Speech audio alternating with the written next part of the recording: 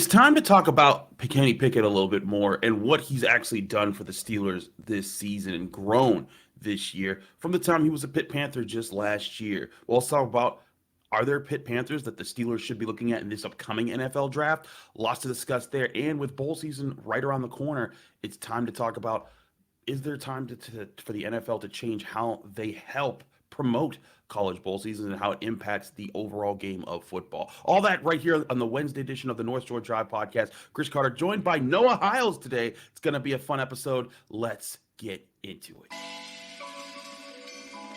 You are now listening to the North Shore Drive podcast, a show on all things Pittsburgh sports from the writers of the Pittsburgh Post-Gazette, hosted by Christopher Carter.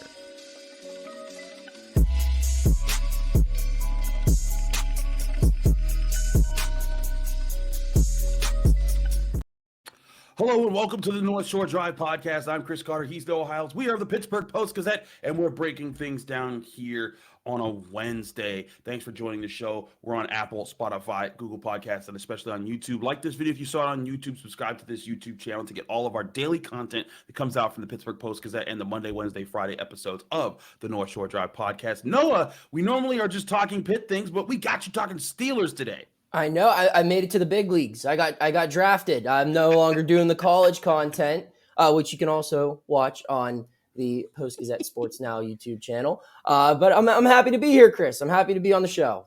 We're happy to have you. You and I talk all things sports most days anyways. Yeah. But let's get into, I wanted to get to my topic today of Kenny Pickett specifically, because there's definitely been growth this year. He's definitely gotten better from when he first came up against the Jets and then, threw 3 interceptions against the Dolphins. And he's been part of the Steelers' rise late in the season. Since the bye week, I believe they're 5-2, and they're sitting, actually they're 6-2, excuse me. No, they're 5-2. I'm mixing things up, but they're 5-2, and they have a chance still at the playoffs. A long, convoluted chance, but a chance. And that was something that people might have thought was not doable just about a month ago. But when the Steelers drafted Kenny Pickett from Pitt last year, the beat that you and I cover, there was a lot of optimism and hope and saying he was the most pro-ready quarterback. And I think that people assumed that just meant, he was going to walk onto the team and lead them to 40 touchdown season and be a top offense in the NFL. And it definitely wasn't ever going to be that. But I do think it's interesting to evaluate him. We have the only other peers that we've seen of him from this class is Desmond Ridder, who hasn't won a game, and Malik Willis, who with the Titans hasn't hadn't had much of a chance to show what he's got. But I do think there's merit to the Steelers draft pick and what you've seen from Kenny Pickett this year. Yeah, I mean, he's without question the most pro-ready. If you look at, like you said, you look around Desmond Ridder and his lone opportunities. I mean, I know he hasn't played a lot of games, but even in that small sample size, you compare his first look at NFL action compared to what Kenny did in his first couple of games, where there were certainly mistakes, but Kenny definitely looked better, I think, than Ridder. And Malik Willis, we now find out why the Steelers worked so hard to get Kenny instead of this guy, where there were conflicting reports all the time leading up to that draft that, it could be Malik Willis, it could be Kenny Pickett. And it shows why the Steelers wanted Pickett, because he was ready. Malik Willis does not look like an NFL-ready quarterback. He's struggling to throw over 100 yards. I think he threw for 99 in his last start, and he's someone that his team needs to be at least average, and they'll make the playoffs, and they're still not in the playoffs because he hasn't been able to be at the very least average. So yeah, so far, I mean, Pickett's been the best rookie quarterback. That's not saying much, but I will say, you compare what he's done his rookie season to some other guys who have taken that next step in year 2. You look at guys like Fields, you look at guys like Trevor Lawrence, and the steps they made from year 1 to year 2. I think Kenny Pickett is ahead of where both were at this time last year. So that could be encouraging. I'm not going to say that he will end up being better than either of those two guys, but I think he's in a decent spot right now for a rookie quarterback. Certainly. I also think that another example that on a team that's winning right now in Pennsylvania, Jalen Hurts. Yeah. You look from his rookie year to his second year. Granted, he only had 4 starts his rookie year, but still, you see that there are those steps up. I also think people have to temper expectations. Not every quarterback is Josh Allen and Patrick Mahomes and Joe Burrow. Some quarterbacks are Jalen Hurts and Trevor Lawrence and Justin Fields, and guys that maybe they don't have every single tool in the woodshed, but they have enough that when they develop as a player and get into the offense that's made around them, that they know they're going to find their ways of getting success, and teams can build around that to be really good football teams. I think you hit it right on the head. You can look at Kenny's numbers and some things I obviously would like to see from Pickett if I'm someone that, has stock in his success as a Steeler moving forward. I would like to see the 300-yard games show up on the box score in the next 2 contests that he's starting here, because he's only had 1 so far this season. It was in a blowout loss against Buffalo. I would like to see a multi-touchdown game, something he has yet to do in his time as an NFL player. Those 2 things would be nice.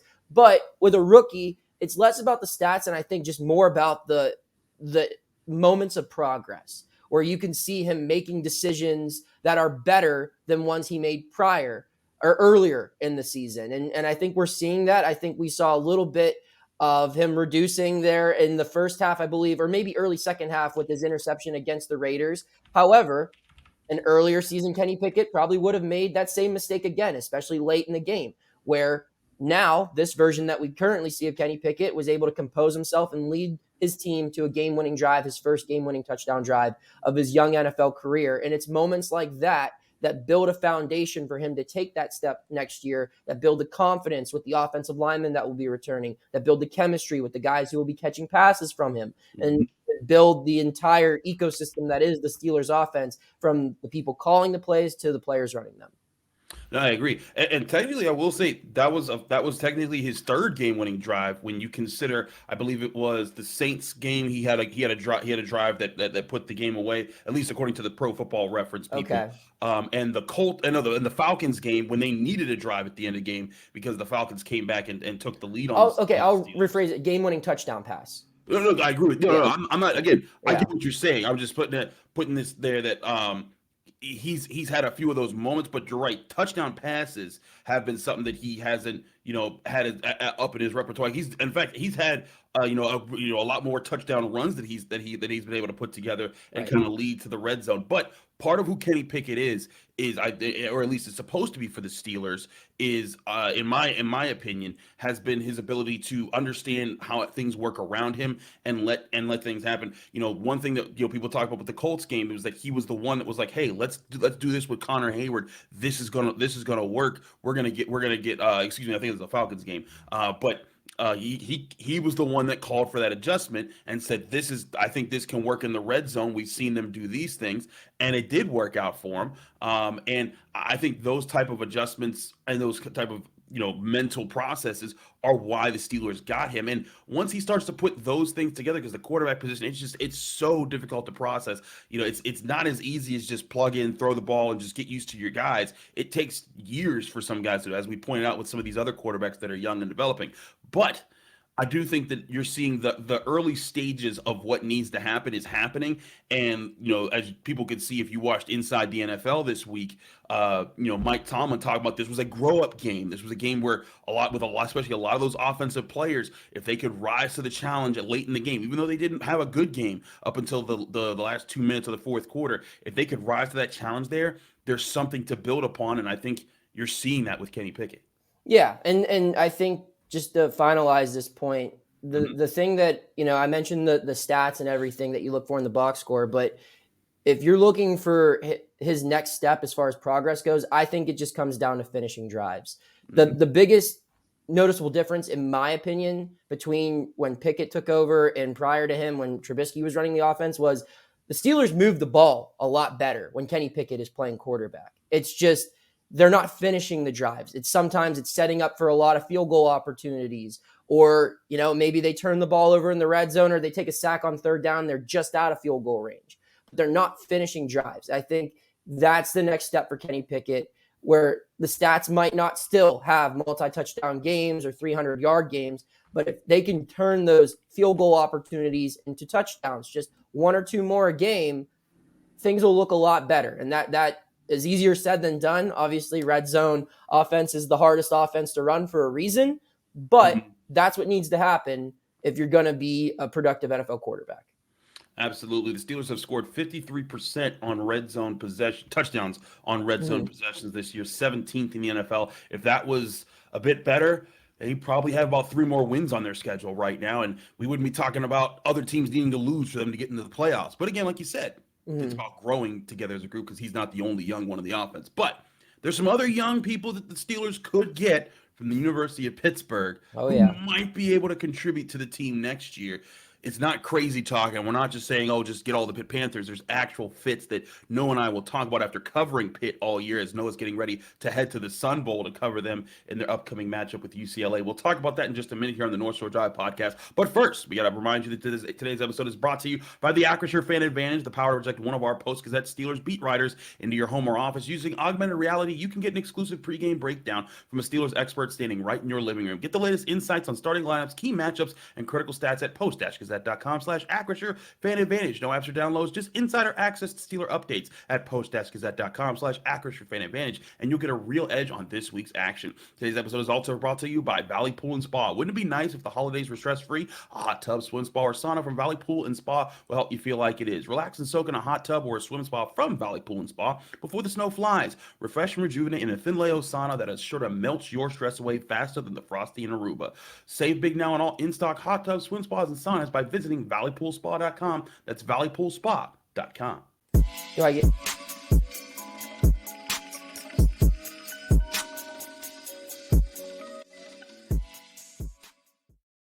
Back here on the North Shore Drive podcast. I was wondering, do I get a free hot tub as a guest here, courtesy of the sponsor?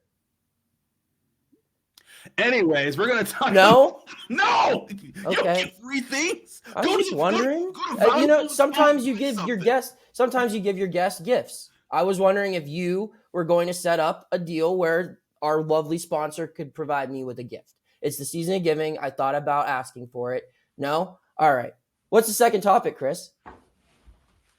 I got a gift for you later when we meet up at the Pete. That's what you will get. That's what you go get. This will be my final time on North Shore Drive.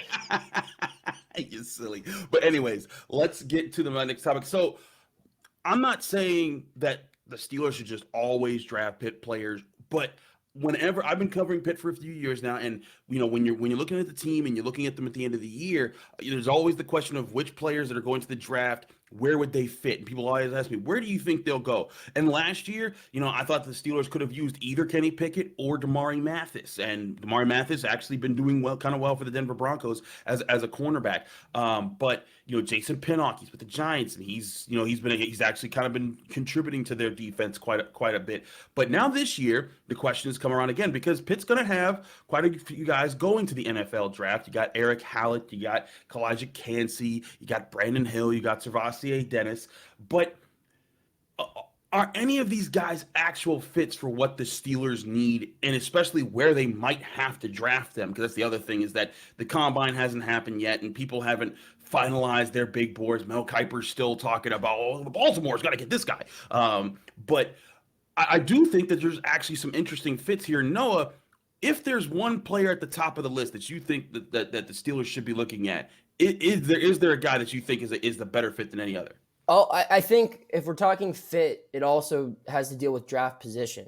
Mm-hmm. And so I know we talked prior to the show about a couple of names, but just I want to throw one more in there, just based upon how things could play out. We'll say that Steelers win these last 2 games. Yeah, they might not be in a spot to draft some of the players that have been discussed already. The Joey Porter Juniors, the 2 tackles, one of them from Northwestern, one of them from Ohio State. Someone who might be around, though, and he might be the best player available, is a former Pitt Panther and Jordan Addison. And the Steelers, I do think, will be interested in adding someone to the receiver room. A lot of people think that will be a pick made in the 2nd round. However, with 2 second-round picks, if he's the best player available, I would not be shocked if they try to emulate the Cincinnati Bengals blueprint of getting your franchise quarterback and then getting his favorite target. Because a system with Pickens and Addison, two very different receivers who I think would both have great careers in the NFL, along with Freiermuth. You give your guy a lot of weapons there, and you can still address other areas of need in the next round.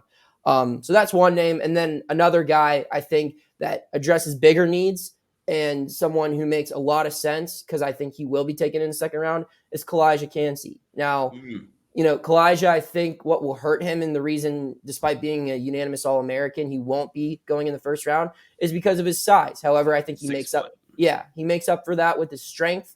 There's another former Pitt defensive tackle who lacked a little bit of size, and I think he had a pretty good NFL career.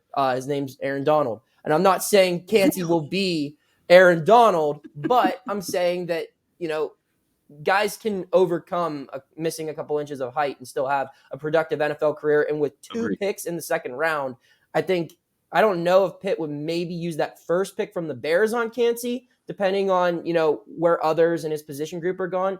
But if he's still around for that second round pick and they like the other guys that they drafted with their first two selections in the draft, if Kancey's still sitting there, I think that would be a great value pick to get him. Probably like in the 50s, something like that. I think that would be a steal if he was still around and Pitt could land him there.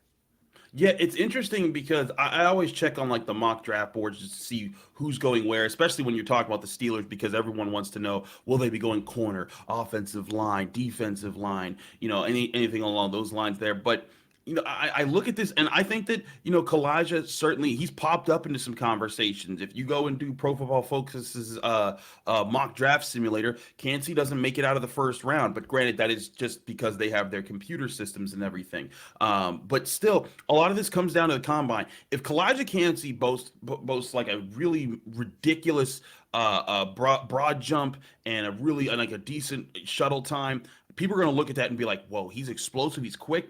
Yeah, let's add him to the mix there." But there's also Siaka Ika from Baylor, who I think the Steelers could certainly take a look at. He's another big breed. He's more of the size that you want in a big guy, and the Steelers have kind of opted towards the size options when it comes to defensive linemen. You look at Cam Hayward.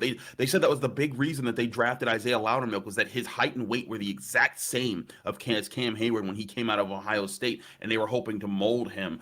So Kancey would be an interesting pick there. But another pick that's going to come in the later rounds. We're talking day 2, probably day 3. But day 2 is a possibility for him. But it's SirVocea Dennis, because the Steelers need, I think, better linebacker play. They've gotten some decent moments. Like Devin Bush has been better this year. He's still not a top 10 pick, worthy of, that kind of play.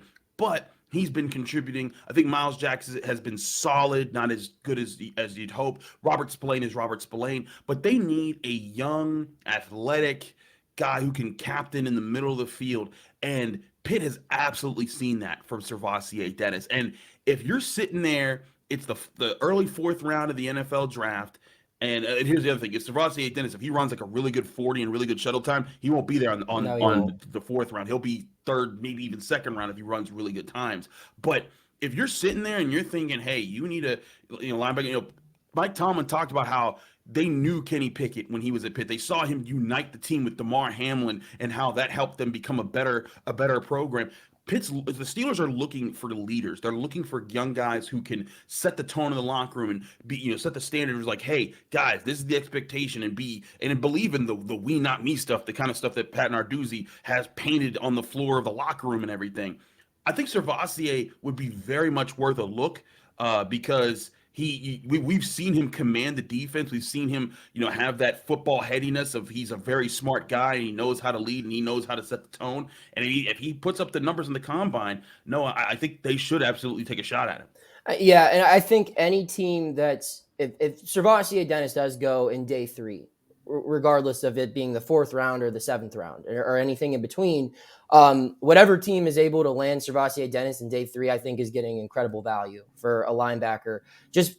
I think his game translates so well to the next level, because the thing I believe he does best is defend against the pass. He's great in coverage. I think if you throw him on this Steelers team right now, he's at worst their second best linebacker in coverage behind maybe Miles Jack. But even then, I think he's better in coverage than Spillane, better in coverage than Bush, who I think has been better this year compared to past years. But I still think, there are things that SirVocea Dennis can do with his athleticism that will translate to the NFL and will make him valuable. He's not going to be a Ryan Shazier or anything, but this is a guy who I think, for whatever team drafts him, could very well get a second contract with that team because of contributions he can make on third down and on special teams to areas of the game that you don't necessarily envision as like the sexy thing guys making a big splash on when you draft someone, but play huge differences in close contests.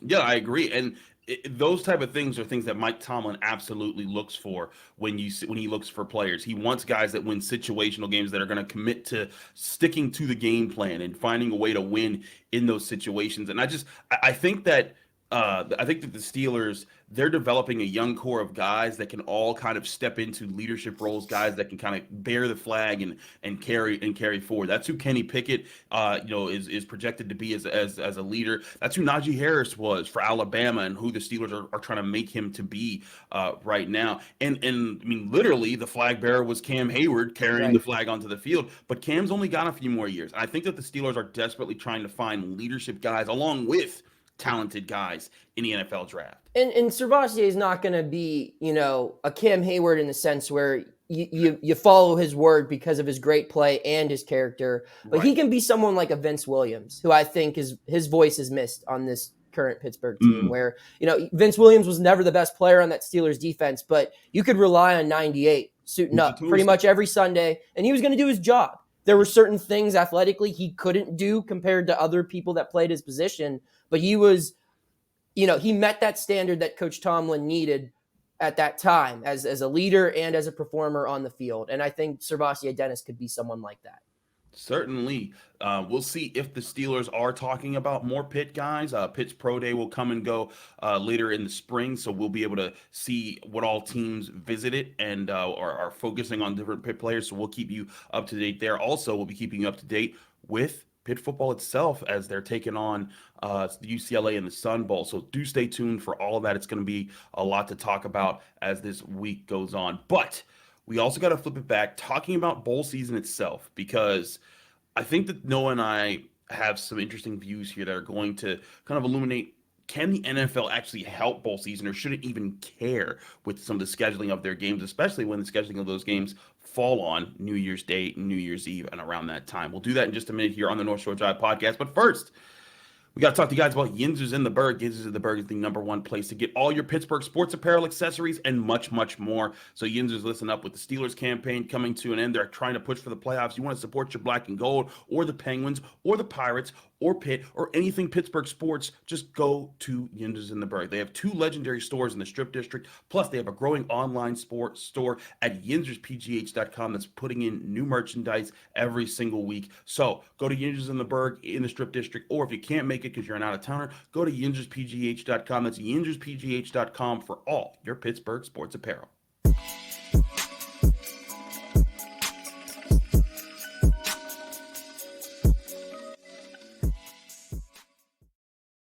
Back here on the North Shore Drive podcast, I'm Chris Carter. He's Noah Hiles. Noah, let's talk about some bigger picture things here. We've done a lot of Pittsburgh focus, but let's talk about the bowl season itself, because right now you have the college football playoffs coming up. You've got the Rose Bowl coming up. You've got, the big bowl games that people actually care about. Like, the other night we're sitting there looking at Wisconsin and Oklahoma State, and we're like, all right, I guess we just need football. That's what we need right now. But now is the actual time when you start to see those games pop up. But this year, New Year's Eve, New Year's itself are on the weekend, which means they have to compete with the NFL, and the NFL doesn't seem to care. They're going to just schedule their games. There's, suck it up, college football. We're going to get our money.